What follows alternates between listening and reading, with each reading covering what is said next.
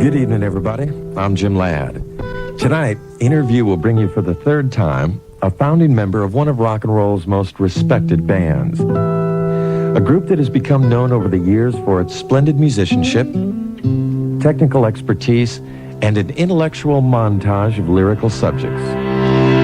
When one listens to a Yes album, you really have to kind of sit down and learn it. You don't just tap your foot to it. Some of our albums you couldn't even tap your foot to. If you tried, right. If you tried. Not even with the metronome, Chris. He is a writer, composer, singer, and above all, he is known amongst his peers as a bass player's bass player. I'm not a singer's singer. You know, I mean, I'm a bass player's bass player, right? I mean, you can't be everything. When did you first feel that you could say that? I mean, how long ago was that? Well, I think the 6th year I won the Melody Maker Bass Award, I felt that fairly justified that people like me. Started to sink in. Huh? And I did just win the Guitar Player Award again over here this year, which I haven't won every year. I only won that in '74, actually, and then we've had the jazz rock era to go through now. Do you stick little pins in Stanley Clarke dolls? No. I think a lot of those cats are really good anyway. I think I learnt quite a lot myself from the Miroslavs and the Jackos, and they're all foreign, right?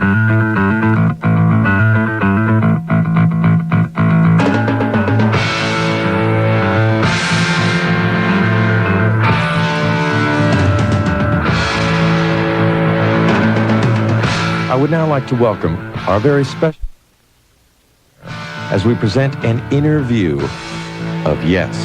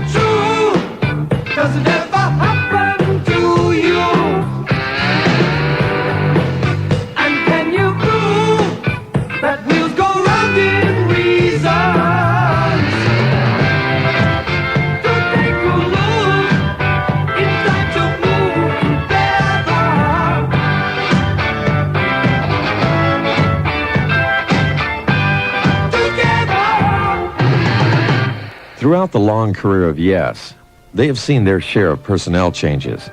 But their latest album, Drama, marks the most radical change to date, with the departure of lead vocalist and founding member John Anderson and the redeparture of keyboardist Rick Wakeman. Let's begin with something that's kind of like a lot of people want to know, and that is where John Anderson and Rick Wakeman went and why. Okay, last year after we toured here, we had a plan to do another album.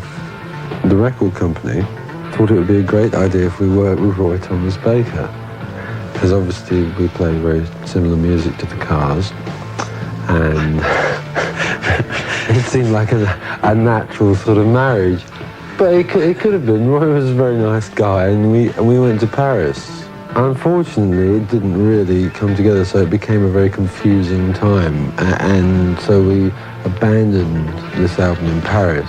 Half the reason why we were doing it there was because it was a compromise situation between where everyone was sort of residing at the time. Rick Wakeman was living in Switzerland. Steve and myself, we were back living in London. John Anderson sort of had a holiday home in the south of France or something where he was spending a lot of time. And so, you know, Paris was like the compromise. Central location. Central location. But other than that, it's not a particularly rock and roll city. You know, I mean, the name of the album actually came from that era, you know, because there were a lot of dramas all the time, and they didn't stop. Then Rick started having these ideas about, well, he'd go back to Switzerland and we could send him the tapes and he'd do overdubs by post or something, you know, which didn't sound very satisfactory.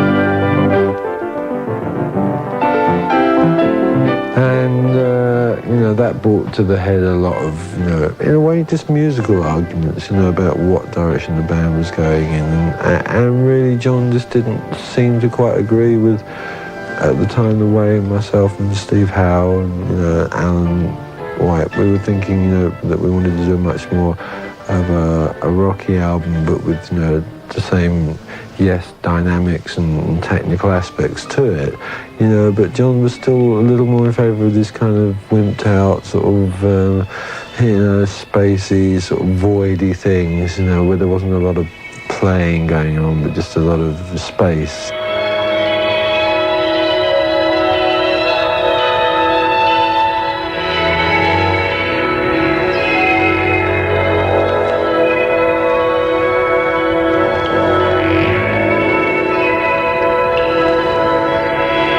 Wimped out is an interesting term to pick. Well, I mean, it's a little cruel maybe on some side, but it would be fair to say that John had really overdone that particular style. You know, I mean, it was getting rather too obvious to anyone. So you're talking about the extremely spacey breaks that. Yeah, I mean, like we started it with maybe Close to the Edge when we did this sort of void section in the middle. But it was good because it was integrated and juxtaposed against the heavier sections and stuff like that. But you see, I think John used to somehow forget that sense of perspective to quite a degree and want to just sort of just have the spacey bit as the whole song. You see what I mean? Yeah. Maybe it's because he was a singer. Maybe it just gave him more space to sing.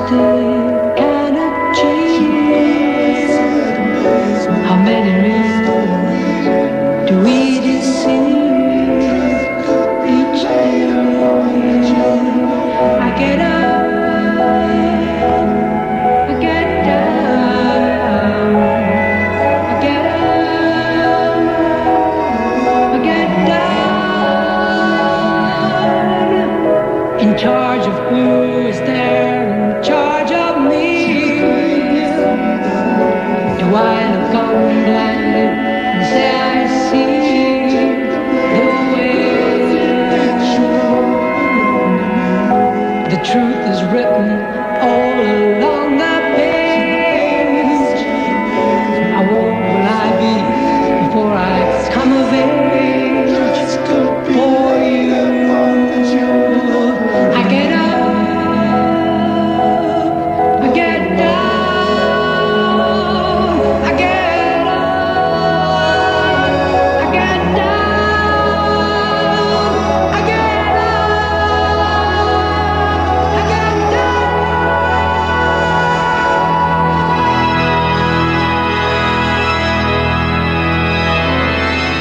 I'm not really saying it was right or wrong, but it just appeared to be that way to sort of rather negate the usefulness of a lead guitarist like Steve Howe. You know, if that was the kind of music you were going to play, you know, it's just it wasn't really going to sort of make the best use of the group as a whole. So, you know, we obviously decided to carry on, and that's what really happened. He just sort of drifted away from rehearsals and sort of just came less.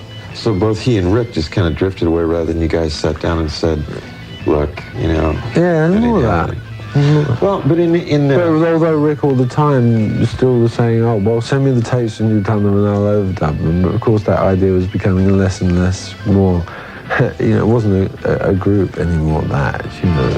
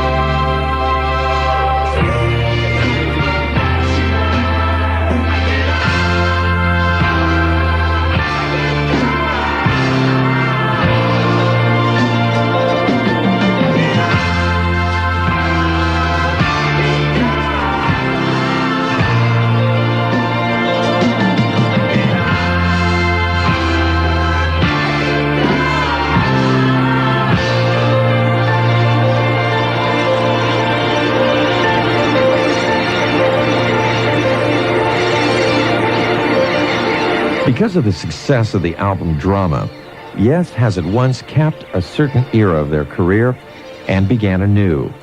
We'll hear about that when our interview of Yes continues.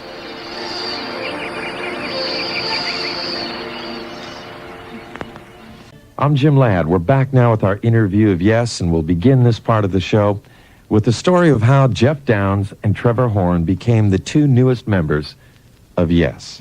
Brian Lane, who's Yes's manager, he'd been approached by the two guys in the Buggles to manage them because they didn't have a manager, and yet they had a #1 hit record in every other country in the world except the USA at the time. But no manager. With no manager. So he was rather excited, and he came down to the studio where I was working and brought some roughs from their album. All I'd heard from, or knew really about them up until then, was that they just, made this big pop single, Video Killed the Radio Star, that was, played on my radio at home, at least 20 times a day, and that's all I really knew. But he came down with some roughs from the album they were making. We took a break during, whatever we were doing, overdubs or something at the time, and played them.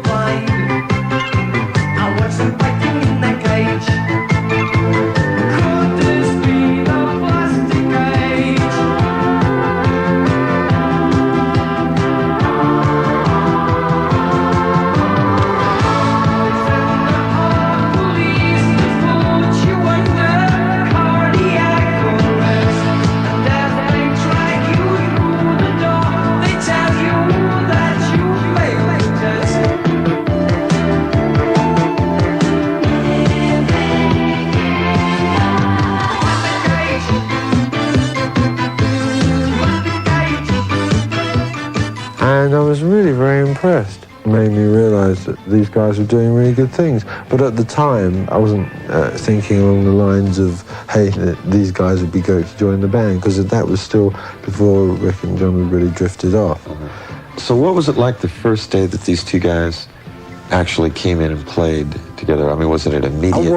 What happened was that Trevor said to me that we've written a song which we think would be good for Yes to do, which was a very interesting thing, because of course in 10 years no one's actually ever come around and said to me anyway, me and my friend have written a song, we think it'd be good for the band to do it. So we just started working on this track, and I started sort of extending little bits and sort of, I suppose in a way, yesifying it more. But that was all right, because they were talking about this sort of idea of writing a song for Yes. So I was kind of saying, well, this is the kind of thing we might do, that sort of bit here. And we ended up putting down this demo. Then when you played it for the other guys, they had the same, obviously. Yeah, well, they weren't obviously as ready to accept anyone to just walk into the band. I mean, that's obviously wasn't going to be easy. In fact, I had to do a lot of persuading quite a large degree on both sides to persuade these two guys to play with these other two guys, and vice versa. So is everybody pretty happy about the decision now? Oh, yeah. Everybody's into it? That's right, yeah. Well, obviously, as soon as we really started working, and it was all like one of those things about, there's nothing really as much as Rick and John drifted out, they sort of drifted in as well. Memories, how they fade so fast. Look back, there is no escape. Tie it down, now you see too late. Lovers, they will never wait.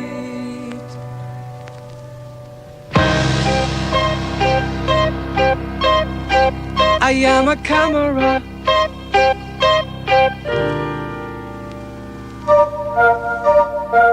I am a camera.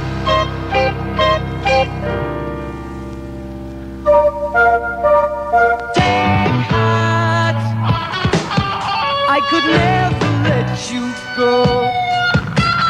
And you always let the feeling show. How you never broke your heart, how you lose them if you feel the feelings. But I am a camera, camera, camera. I am a camera, camera, camera. I am a camera, camera, camera. And you may find time will blind you. This to just remind you all is meant to be.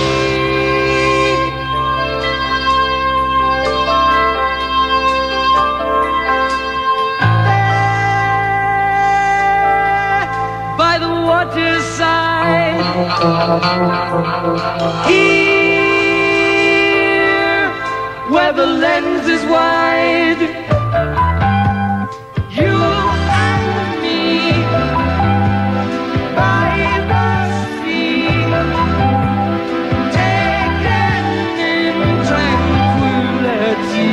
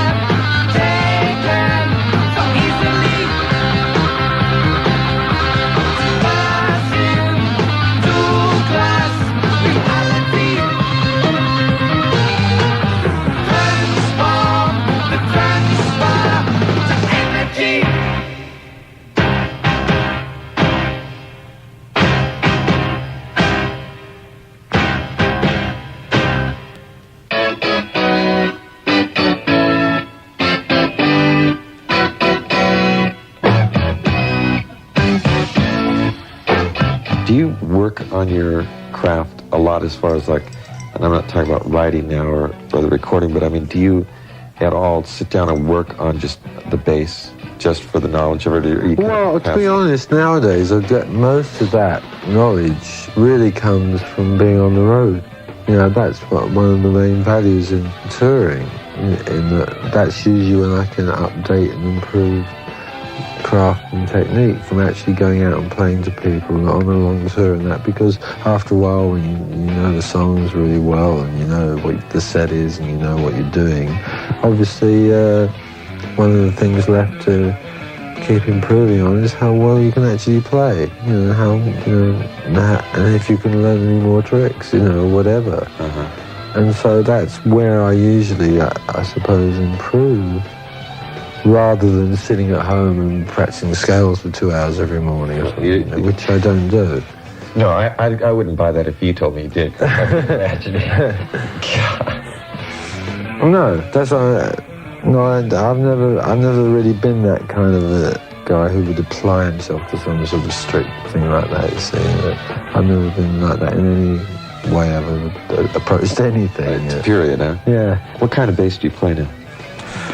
Well, I still mainly play my Rickenbacker. It's my favourite sort of guitar, but you know, I can virtually play anything I like. I've got this new, slightly gimmicky guitar, which is the one I use on the Tempest Fugit. You know, the kind of one that's got kind of a phased sort of sound, and that's the guitar with all that stuff built into it. It has these modules that plug in and stuff. You know. It's a good guitar though. It plays really well. What is the English translation of Tempest Fugit? Time flies. But in the night she would run like a lab, but the freaks at the sight of a Michael beside herself. And the nearer I came, how the tongue she would change. She was using the landscape to hide herself. Or in the mind of the body, the feeling, the sense of the end, like a circular line that is drawn at an angle. As she went up with you to navigate waters, finally answered to yes.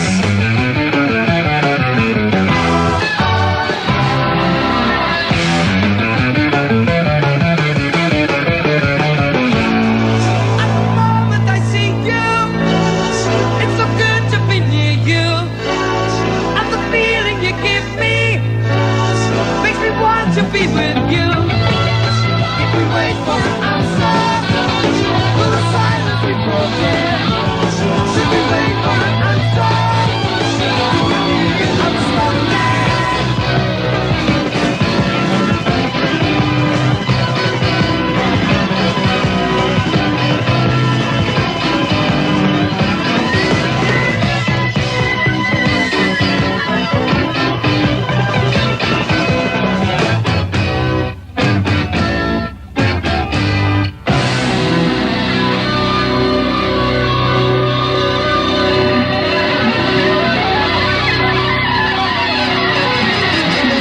Our interview of Yes will return in just a moment. And if you just joined us, I'm Jim Ladd, and you're listening to an interview of Yes. I wanted to ask you this question that's kind of off the musical side of it for a minute, but with this song that you guys did, Don't Kill the Whale, Yeah. what are you laughing at?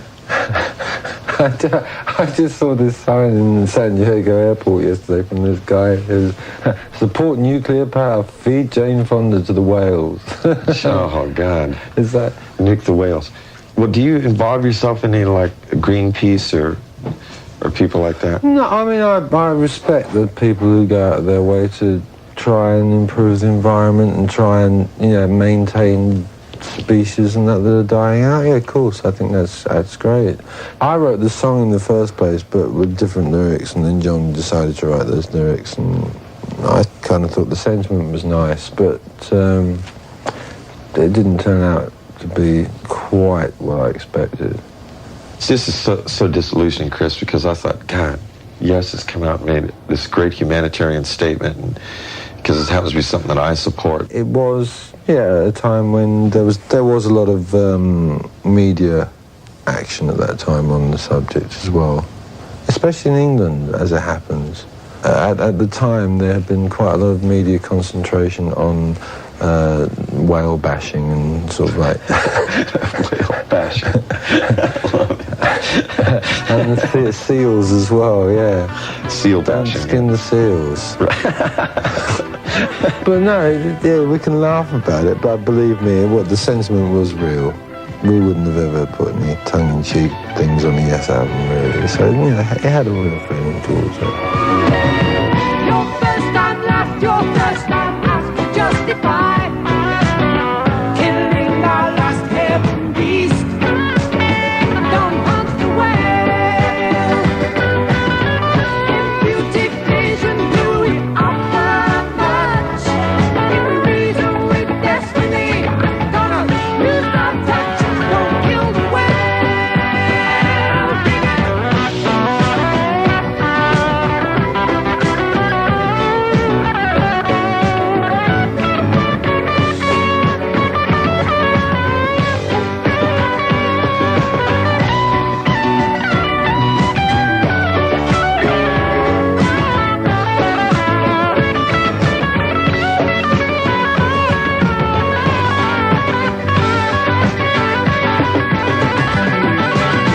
Rejoice, they sing, they worship their own states.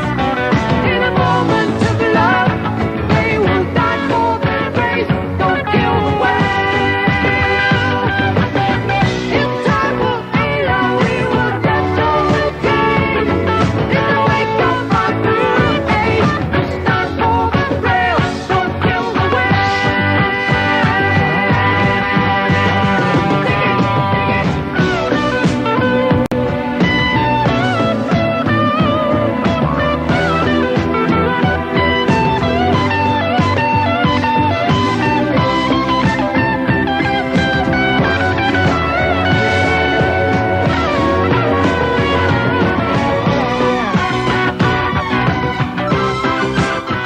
You know, there's something on here I thought was unique. I've seen it before, but not lately.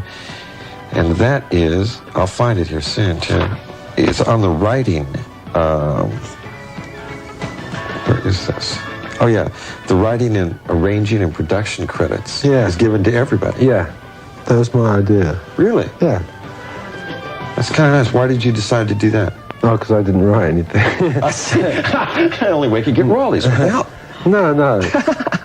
Most bands, you know, like who wrote which bit, and you know, and which is going to be the single release from the album, and is it his song or his song, and that. After a while, with the general tensions and aggravations of being on the road and that, those kind of things always at some point crop up, you know.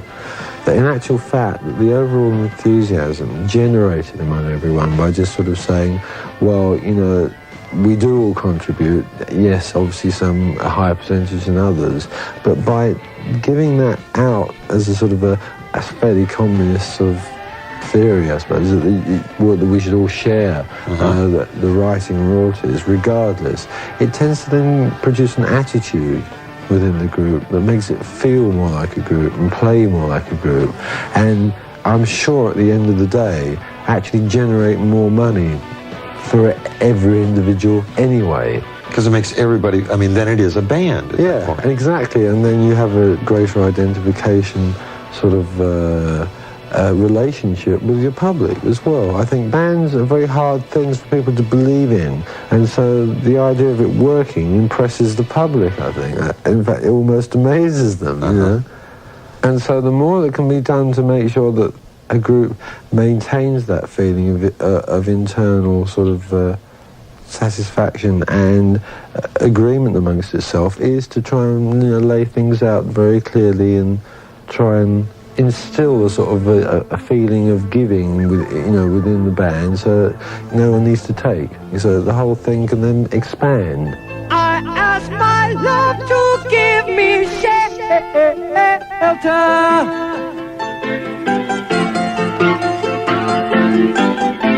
And all she offered me were dreams.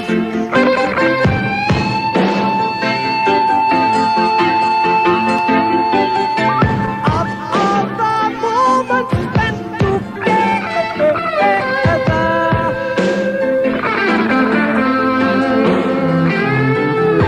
That move like never-ending stream.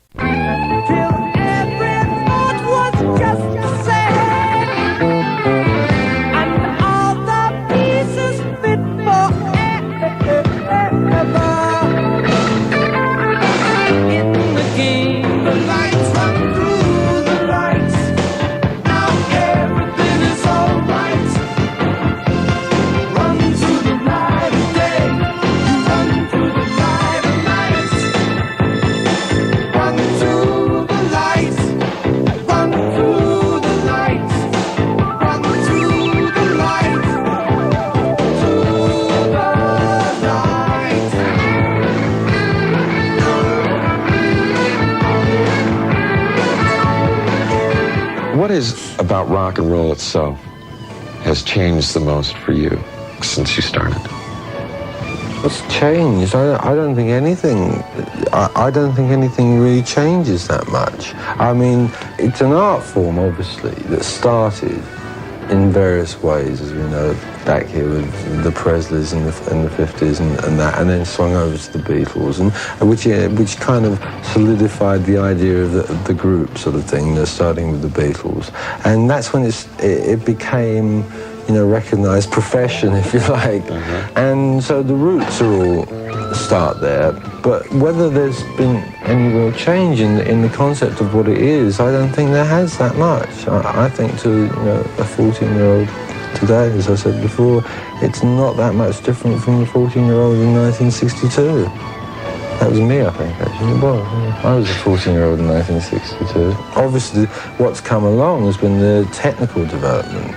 The ability to play huge stadiums, the sound systems, the lighting systems, the whole technical advancement. But basically, the one thing that does remain is the electric guitar.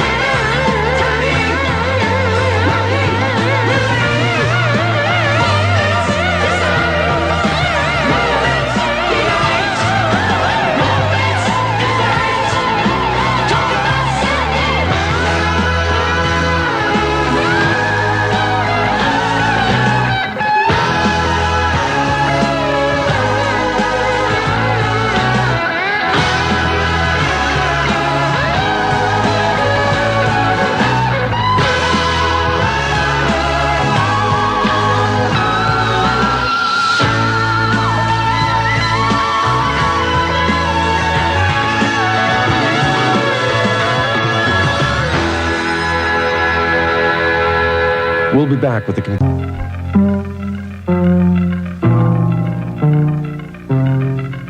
I'm Jim Ladd, and we're back now with the conclusion of our interview of Yes.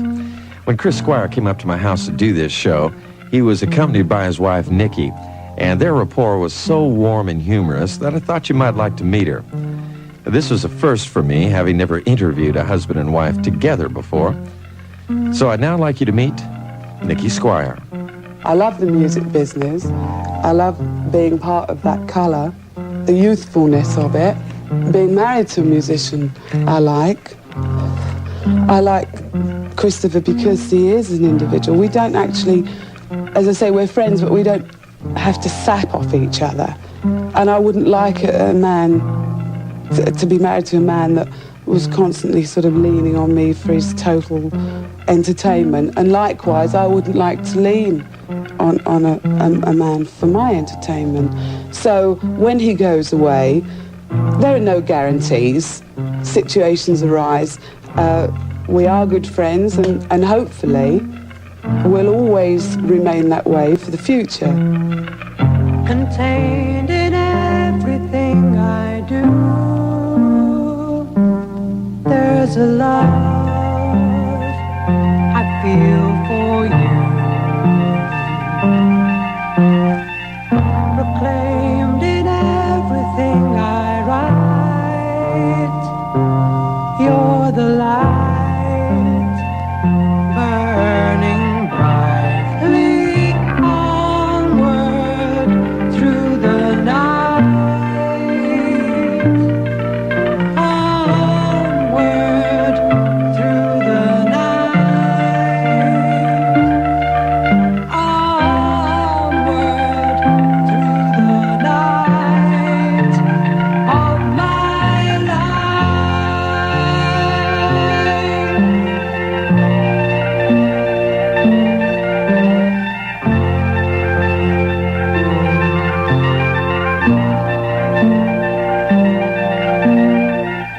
displayed in all the things I see.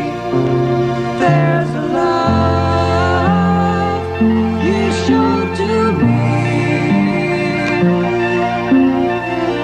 portrayed in all the things you say. You're the day, leading the way onward through the night, onward through the night, onward through the night of my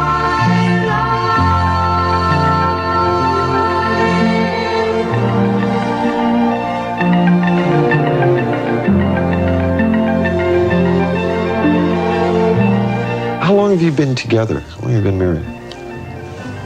We've been married longer than we've been together. Yeah, good point. We've been together about 10 years. We've been married 9, something like that. Sounds like we're on Dinah Shore or something, but do you have any secret formula for being together? I mean, that's like a record or something. I don't know very many people in life that are It's together very long. simple. I go away a lot. No, you're being too satirical here. People won't really understand the We humour. may have been married for 9 years. We've only actually ever seen each other For 6 for 4 months. weeks. So it still feels like a honeymoon. Yes, that's right. One's reticent to say that they have the perfect marriage because, you know, you could read 4 weeks later, as with many people in the business, amazingly in love, that they're getting divorced 4 weeks later. All I would take the leaning to say is that we're good mates.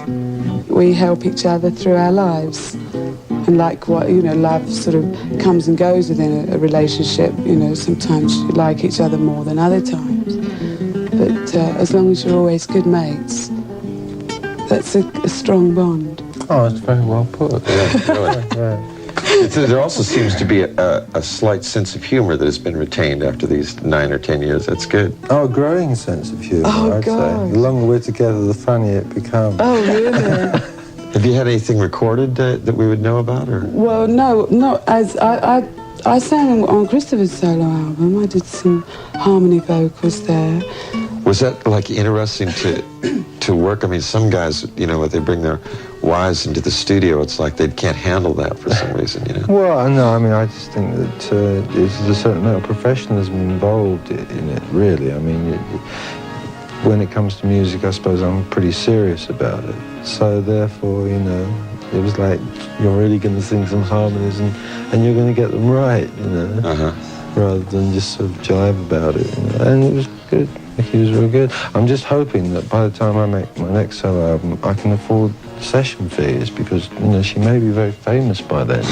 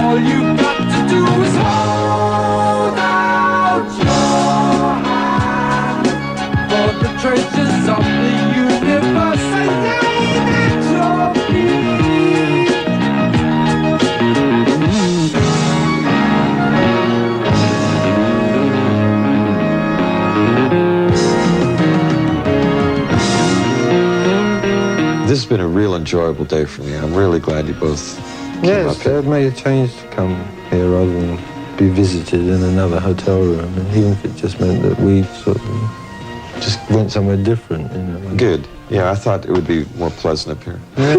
Oh, but it's nice here. I mean, you know, I'm not knocking it. I mean, You know, like we could have said. even though the carpentry's a bit flaky, as we all know. Even though we came to this hovel in the Hollywood Hills, it's we put it up. Okay, you guys. Have we Jeez. finished yet? Oh, okay, fine. Thanks yeah. a lot. This is the guy that was telling me about the other English castle he just purchased. I'm sorry, you know, we just don't have that kind of affluence here. Oh, stop it. Okay. Well, now that you've insulted the country and the house, we'll just say goodbye. What the hell? Okay, thanks a Bye-bye. lot. See ya. Bye-bye. Thank you. Is it all off now?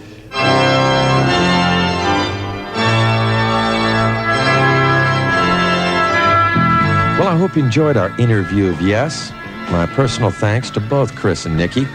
And if you two are listening and you're ever in Los Angeles and in the mood to go slumming again, my house is always open.